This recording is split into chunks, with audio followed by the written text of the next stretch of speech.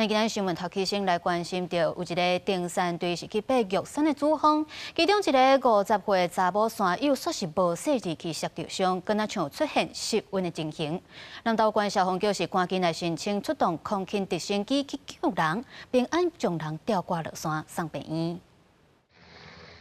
空勤直升机伫空中登时，要确认受伤山友的所在，才挖紧进行吊挂救援。有，他切上来了，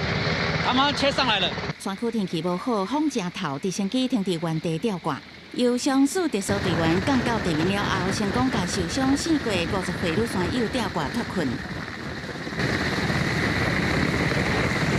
南投县消防局讲，这是19个人的登山队，初5位踏加入山爬玉山，初6透早爬去山顶了后，就要落山。啊，毋过落山的半路，这个山友煞无细致跋倒去，伫输正边的脚头乌下骸拢受伤，倒目完啊有切到，阁有失温，疑如无法度家己行路。南投县消防局局部启动救援，地面救援人员伫8点37分将人救起来。赶抵现场将 该名登山客做简单包扎后，立即用背负的方式将该名女性登山客搬运至安全可供直升机降落之处。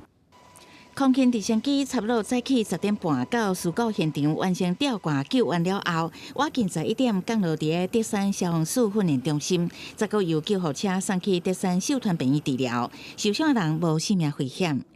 记者采访报道。